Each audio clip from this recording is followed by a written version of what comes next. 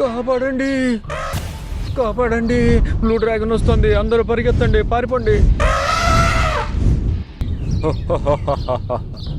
పారిపోతే ఏం లాభం లేదు. ఒకరోజు సాయంత్రం జంతువులన్నీ అడవిలో బాగా ఆడుకుంటూ ఉన్నాయి. షేర్ ఖాన్ కూడా అక్కడే కూర్చునున్నాడు.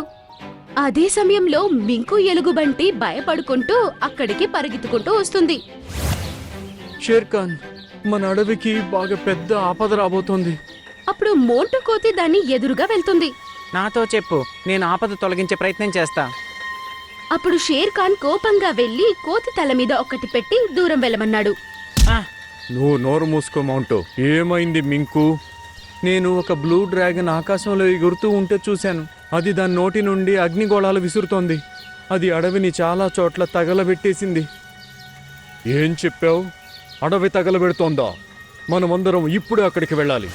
అలా అని షేర్ ఖాన్ వేరే జంతువులన్నీ తనతో తీసుకుని ఇప్పుడు వాళ్ళందరూ కలిసి అగ్గి అంటుకున్న స్థలానికి వెళ్లారు. దగ్గర్లోనే నది ఉంది. ఏనుగులు వాటి తొండంలో నీళ్లు నింపుకుని అగ్నిని ఆర్పడం ప్రారంభించాయి. మరియు వేరే జంతువులు కూడా సహాయం చేశాయి. చాలాసేపు కష్టపడ్డాక మంటలను వారు ఆర్పగలిగారు.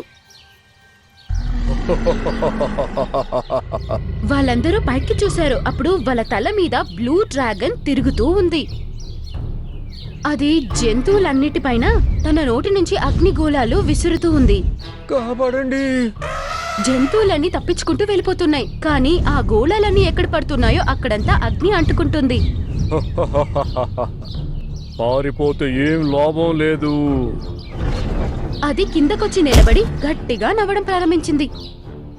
నీకు ఎంత ధైర్యం? మా అడవికి నిప్పు పెడతావా నువ్వు? అప్పుడు అది ఒక అగ్నిగోళాలని నోటి నుంచి బయటికి తీసింది. మరియు అది మోంటు కోతి యొక్క తోకకి అంటుకుంది. అది అక్కడెక్కడ పరిగెత్తడం ప్రారంభించింది. మరి తోకని తీసుకెళ్లి నీటిలోకి ముంచింది. ఇప్పుడు బాగుంది. ఎవరు నువ్వు? ఎందుకు మా అడవిని పాడు చేస్తూ ఉన్నావు? అంతా నాశనం చేసేస్తా. ఇక్కడంతా నా మాటే చెల్లుతుంది. ఇంకా మీరంతా. తను తన నోట్ల నుంచి ఇంకొక అగ్నిగోళాన్ని వదిలి ఇలా అంటుంది. ఇంకా మీ అందరిలోంచి ఒక్కొక్కరుగా అందరూ నాకు ఆహారం అవుతారు. ప్రతిరోజు ఒక కొత్త జంతువు. అలా అని అది తన నోట్ల నుంచి అగ్నిగోళాలను విసురుతూ అక్కడి నుంచి వెళ్ళిపోతుంది. ఇప్పుడు ఏం చేయాలి షేర్ ఖాన్? దీని నుంచి మనందరం ఎలా తప్పించుకోవాలి? నేను దాంతో పోరాడడం తప్ప ఇంకేమీ చేయలేను. అడవి నాశనం అయిపోవడం చూడడం కంటే దాంతో పోరాడుతూ మరణించడం మంచిది. షేర్ ఖాన్ మాటలు వినిన జంతువులు చాలా బాధపడుతూ ఉన్నాయి. మరుసటి రోజు ఉదయం మళ్ళీ ఒక గ్రీన్ కలర్ డ్రాగన్ రావడం చూశారు. అన్నీ దాన్ని చూసి భయపడుకుంటూ పరిగెత్తడం ప్రారంభించాయి. ఆ డ్రాగన్ కిందకి దిగింది. జంతువులన్నీ దాన్ని మెల్లగా చూస్తూ ఉన్నాయి. నువ్వెవరు? ఇంకా నువ్వు ఇక్కడికి రావడానికి ఏం హక్కుంది నీకు? నేను గ్రీన్ డ్రాగన్ని. మీరంతా నన్ను చూసి భయపడాల్సిన పని లేదు. నాకు తెలుసు మీరంతా బ్లూ డ్రాగన్ చూసి భయపడుతున్నారు. నేను దాని నుంచి మిమ్మల్ని కాపాడడానికే వచ్చాను. దాని యొక్క శాంతి స్వభావం చూసి జంతువులన్నీ దాన్ని నమ్మేశాయి. మింకు ఎలుగుబంటి కూడా సంతోషపడింది. ఇక మీదట అది భయపడాల్సినక్కర్లేదు అని. ఆ రోజు సాయంత్రం అడవిలో ఆపద దోసుకొచ్చింది. ఆకాశంలో మళ్ళీ బ్లూ డ్రాగన్ రావడం చూశారు. కాపాడండి, బ్లూ డ్రాగన్ వస్తుంది, అందరూ పరిగెత్తండి, పారిపోండి. అది భయంకరంగా నవ్వుతూ అగ్నిగోళాలని అక్కడ ఇక్కడ విసురుతుంది. నువ్వు మళ్ళీ వచ్చావా మా అడవికి నష్టం కలిగించడానికి? ఎందుకు మమ్మల్ని ఇబ్బంది పెడుతున్నావు? నీకు బకబక అరవడం బాగా అలవాటు అనుకుంటా. వెళతావా లేదా? నాకు చావంటే భయం లేదు. నేను నీలాంటి క్రూర జంతువును చూసి భయపడేవాణ్ణి కాదు. అవునా? ఇది చూడు. అలా అని అది షేర్ ఖాన్ వైపు ఒక అగ్నిగోళాన్ని వదిలింది. అప్పుడే షేర్ ఖాన్ ముందుకి గ్రీన్ డ్రాగన్ వచ్చి నిలబడింది. మరియు అది తన నోట్లో నుంచి అగ్నిగోళాన్ని వదిలింది. రెండు గోళాలు ఒకదానితో ఒకటి ఢీకొట్టి భస్మమయ్యాయి. నువ్వు ఇక్కడ ఏం చేస్తున్నావు? ఈ అడవిని కాపాడడానికి వచ్చాను బ్లూ. నువ్వు ఇక్కడి నుంచి వెళ్ళిపో. నాకు అనిపిస్తోంది ముందుగా నీ సంగతి ఏంటో చూడాలని. అలా అని అది తన నోట్లో నుంచి 2 అగ్నిగోళాలని వదిలింది. ఆ 2 అగ్నిగోళాలు గ్రీన్ డ్రాగన్ పైకి వెళ్లి పడింది మరియు అది దూరంగా వెళ్లి పడిపోయింది. ఇప్పుడు కూడా సమయం ఉంది, వెళ్ళిపోయి ఇక్కడి నుంచి. నేను ఓటమిని అంగీకరించను. ఇప్పుడు గ్రీన్ డ్రాగన్ తన నోట్లో నుంచి 3 అగ్నిగోళాలని వదిలింది. అది బ్లూ డ్రాగన్ కి చాలా గట్టిగా తగిలింది. ఆ! గ్రీన్ డ్రాగన్ ఒక చెట్టుని కిందకి తోసింది మరియు దానికి అగ్గి పెట్టింది మరియు ఆ చెట్టుని బ్లూ డ్రాగన్ మీదకి విసిరివేసింది. ఆ చెట్టు చాలా పెద్దది. బ్లూ డ్రాగన్ చెట్టు కింద చిక్కుకుంది మరియు అరవడం ప్రారంభించింది. ఆ! ఆ!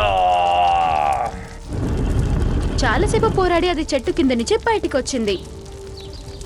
కానీ అది ఇప్పుడు చాలా టయర్డ్ అయిపోయింది. అది ఇప్పుడు మళ్ళీ గొడవ పడలేకపోయింది. ఆ! ఆ! అది గట్టిగా అరుచుకుంటూ అక్కడి నుంచి వెళ్ళిపోయింది. ఇవన్నీ చూసి జంతువులు చాలా సంతోషించాయి. ఈ రోజు నువ్వు మమ్మల్ని అందరినీ అగ్నికి ఆహుతి కాకుండా కాపాడావు. మా జంతువులన్నీ ఎల్లప్పుడూ నీకు కృతజ్ఞులమై ఉంటాం. లేదు షేర్ ఖాన్, ఇది నా బాధ్యత. ఇక నేను వెళతాను. నీవు అలా అప్పుడే వెళ్ళకూడదు గ్రీన్ డ్రాగన్. కొన్ని రోజులు నువ్వు ఇక్కడే ఉండాలి. అవును గ్రీన్ డ్రాగన్, నువ్వు మా అడవిలో ఉండి నిన్ను సత్కరించుకునే అవకాశం ఇస్తే మా అందరికీ సంతోషం. మీరంతా ఇంత ప్రేమగా పిలుస్తున్నారు. అయితే సరే, నేను కొన్ని రోజులు ఇక్కడే ఆగుతాను. బహుశా బ్లూ డ్రాగన్ మళ్ళీ ఇక్కడికి రావచ్చేమో. నేను దాన్ని అడ్డుకుంటాను. గ్రీన్ డ్రాగన్ అడవిలోనే తిష్ట వేసింది మరియు అన్ని జంతువులతో పాటు కలిసిమెలిసి ఉంటుంది. మరియు అది తన సమయమంతా మింకుతో పాటే గడిపేది. మింకు ఎలుకబంటి, నేను నీకు ఒక విషయం చెప్పాలి. నీకు కావాలంటే ఒక శక్తిని ఆవహింపచేసి ఎల్లప్పుడూ అడవికి రక్షణగా ఉందువుగాక. అది ఎలాగా గ్రీన్ డ్రాగన్?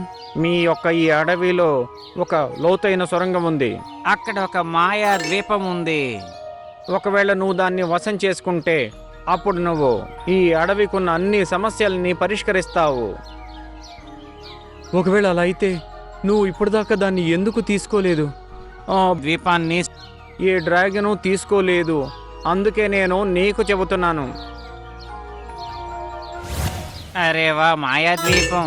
అందరికంటే ముందుగా నేనే దాన్ని వశం చేసుకుంటాను. అలాగే గ్రీన్ డ్రాగన్, ఒకవేళ అలాంటి మాయాద్వీపం ఉంటే నేను దాన్ని సొరంగం నుంచి తీసి అడవి సంరక్షణ కోసం ఉపయోగిస్తాను. చాలా మంచిది. ఈరోజు సాయంత్రం నేను నిన్ను నాతో పాటు అక్కడికి తీసుకెళ్తా. దాంతో మాట్లాడి గ్రీన్ డ్రాగన్ కొండల వైపు ఎగురుకుంటూ వెళ్ళిపోయింది. అక్కడ బ్లూ డ్రాగన్ దానికోసం వెయిట్ చేస్తూ ఉంది. నిజం చెప్పాలంటే వాళ్ళిద్దరూ సహోదరులు. వాళ్ళిద్దరూ కలిసి ఇదంతా నాటకమాడారు. అందువల్ల గ్రీన్ డ్రాగన్ ని జంతువులంతా బాగా నమ్మాయి. మన ప్లాన్ వర్కౌట్ అవుతోందన్నయ్యా. అన్ని జంతువులకి నా మీద పూర్తి విశ్వాసం కలిగింది. ఈ రోజు సాయంత్రం మింకు ఎలుగుబంటి సహాయంతో నేను ఆ ద్వీపాన్ని సొంతం చేసుకుంటాను. దాన్ని తీసుకోవడం కోసమే కదా మనమంతా ఈ డ్రామా ఆడాము.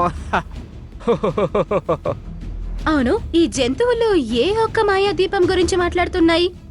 ఈ దీపం ఖచ్చితంగా సాధిస్తుందా? ఆ దీపం తీసుకున్నాక మింకు ఎలుగుబంటిని అవి ఏం చేస్తాయి? ఈ యొక్క ప్రశ్నలకంతా సరైన జవాబు మీకు మన యొక్క నెక్స్ట్ ఎపిసోడ్ లో తెలుస్తుంది త్వరలో. తప్పుగా ఎందుకు అనుకోను? ప్రజలందరూ నన్ను ఇలాగే అంటున్నారు. నాకు మాట రాదు. ఇందులో నా తప్పే ఉంది. మింకు నెమలి ఒక చెట్టు దగ్గర కూర్చునుంది. చున్నుమున్ను 2 పక్షులు తన దగ్గరకు వచ్చాయి.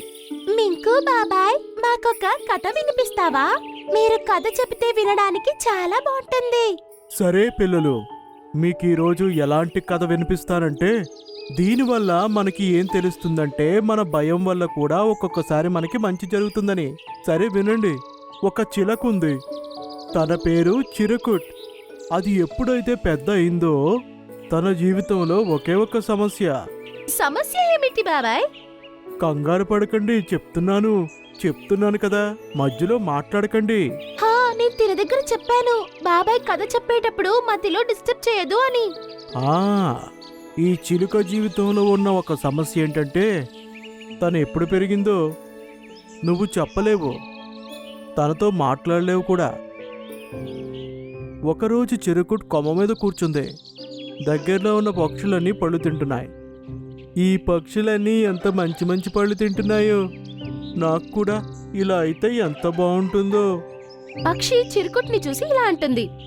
అరే చూడు చూడు, ఈ చిరుకుట్ని చూడండి, ఇది ఎలాంటి చిలకంటే మాట్లాడలేంది. నేనెప్పుడూ ఇలా మాట్లాడలేని చిలుకని చూడనే లేదు. ఇలాంటి చిలకలు కూడా ఉంటాయా? చిరుకుట్ ఏం చేస్తున్నా? నీకు కూడా ఈ మధురమైన పళ్ళని తినాలనిపిస్తుందా? ఇదిగో రా, తీసుకో, తిను తిను. చిరుకుట్ ఆ పండును తీసుకోవడానికి ముందుకు వెళ్తుంది. అప్పుడు ఆ పక్షి పండుని లాగేసుకుంటుంది. ఇంత తొందర నీకెందుకు చిరుకుట్? సరే, పాట పాడి చూపించు. విన్నాను నీ గొంతు చాలా బాగుంటుందటగా. అలా అని పక్షులన్నీ నవ్వడం ప్రారంభిస్తాయి.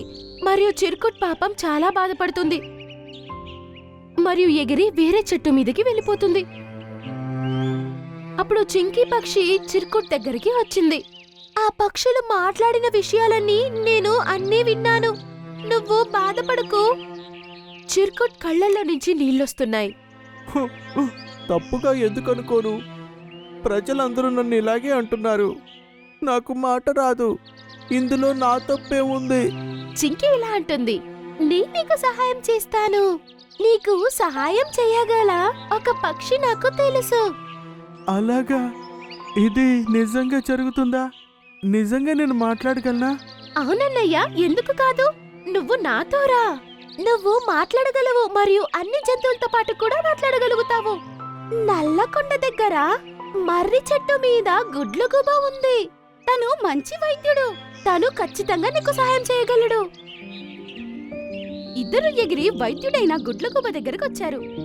దాదా, ఒకసారి ఇన్ను చూడు. ఈయనకి మీరు చికిత్స ఇస్తారా? ఈయన మాట్లాడగలుగుతారా? ఇలారా, నోరు తెరిచి చూపించు. చిరుకుట్ తన నోరు తీసి గుడ్లగూబకి చూపిస్తుంది. గుడ్లగూబ చూసి ఇలా అంటుంది. ఇతనికి మాటలు రావట్లేదు, ఎందుకంటే ఇతను మాట్లాడడానికి ప్రయత్నించట్లేదు కాబట్టి. తన గొంతు నాలిక బాగానే ఉన్నాయి, కానీ ఆగిపోయింది. కాకా, తన చిన్నప్పుడే తన అమ్మ నాన్న చనిపోయారు. తనతో పాటు ఎవ్వరూ లేరు పాపం. అందుకే మాట్లాడటం నేర్చుకోలేకపోయిందేమో. అందుకే అది పాపం మాట్లాడలేకపోయిందేమో. చిన్నప్పటి నుండి మాట్లాడడం నేర్పకపోతే ఇలాగే ఉంటుంది. ఈ సమస్య సరి చేయాలంటే నల్లటి ద్రాక్ష, నల్లటి అమృతం కావాలి. అది నువ్వు వెళ్ళి తీసుకురా. నువ్వు దాని గురించి ఆలోచించకు, నేను తీసుకొస్తా. లేదు లేదు, ఎవరికి అవసరమో వాళ్లే వెళ్ళి ఆ నల్లటి ద్రాక్షని తెచ్చుకోవాలి. కానీ దాదా, నల్ల ద్రాక్ష ఉన్న చెట్టు దగ్గర ఒక కాకి ఉంటుంది. అది చాలా చెడ్డది. వేరే పక్షులను చాలా హింసిస్తుంది. కానీ వాళ్లకు వాళ్లే వెళ్ళాలి, తప్పదు. రెండవ దారి లేదు. అప్పుడు చిరుకుట్ ఎగిరి నల్ల ద్రాక్ష చెట్టు దగ్గరికి వెళ్తుంది. చిరుకుట్ ఎగురుతున్నప్పుడు ఇలా ఆలోచిస్తుంది. ఏంటి ఇంత ఇబ్బందుల్లో పడ్డాను? నాకు ముందుగానే ఈ కాకులంటే భయం. నేను వెళ్ళి వాళ్ళెదురుగానే ఇవన్నీ తెచ్చుకోవాలా? చెట్టు దగ్గరికి వెళ్ళి, అమ్మయ్యా, అక్కడ ఏ కాకులు లేనట్టున్నాయి. తొందరగా ఇవి తీసుకుని వెళ్ళిపోతాను. చిరుకుట్ తన నోటిలో 2-3 ద్రాక్ష పండులను తీసుకుంటుంది మరియు తిరిగి వెళ్తున్నప్పుడు కాకి తనని ఆపుతుంది. ఏంటి చిలక, ఏం చేస్తున్నావు? ఏంటి దొంగతనం ఎలా చేయాలో నేర్చుకుంటున్నావా? చిరుకుట్ ఏమీ మాట్లాడకుండా అక్కడి నుంచి ఎగిరిపోతుంది.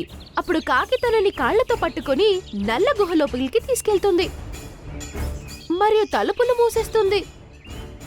చీకటిలో చిరుకుట్ భయపడుతుంది మరియు కాకి బయట నుంచి ఇలా అంటుంది. ఇప్పుడు ఒక పాము వస్తుంది, అది నిన్ను తినేస్తుంది. అలా అని ఒక పెద్ద తాడుని తన మీద విసిరివేస్తుంది. చిరుకుట్ ఏదో పాము వచ్చిందని అనుకుంటుంది. చిరుకుట్ భయంతో అరుస్తుంది. ఆహా! కాపాడండి, కాపాడండి, కాపాడండి. భయం తార్చినందువల్ల తనకు గొంతొచ్చింది. అప్పుడు గుడ్లగూబ వచ్చి తనని అక్కడి నుంచి బయటికి తీసింది. చిరుకుట్ జరిగినవన్నీ దాదాకి చెప్తుంది. నాకు ముందే తెలుసు నువ్వు ఎప్పుడూ మాట్లాడటానికి ప్రయత్నించలేదు. అందుకే నిన్ను ఈ కాకుల దగ్గరికి పంపించా. ఎందుకంటే అవి అన్ని పక్షులకు ఇలాగే చేస్తాయి. నాకు తెలిసి ఇదే దారనుకున్నా నీ గొంతును తిరిగి రప్పించడానికి. ఎలా అయితే భయపడ్డావో నీ ప్రాణాల్ని కాపాడుకోవడానికి అరిశావు. అవును దాదా, మీరు సరిగ్గా చెప్పారు. దీనివల్ల నా గొంతు తిరిగి వచ్చింది. చింకీ చెల్లి, నీకు చాలా చాలా కృతజ్ఞతలు. నువ్వు నన్ను ఇక్కడికి తీసుకొచ్చావు. ఇది నా ఐడియా. మరియు ఎవరో నిజమే చెప్పారు, కొన్నిసార్లు భయం కూడా మనకు ఉపయోగపడుతుంది అని. చూసారా చిన్ను మున్ను, మీకేం అర్థమైంది? మరి కథ ఎలా ఉంది? కథ చాలా బాగుంది బాబాయ్. భయం కూడా మన లైఫ్ లో చాలా ముఖ్యమని నేర్చుకున్నాం. భయం వల్ల ఫైట్ చేయడానికి ధైర్యం వస్తుంది. సరే బాబాయ్, మేమిప్పుడు వెళ్తాం. మళ్ళీ మీ దగ్గరికి వస్తాము.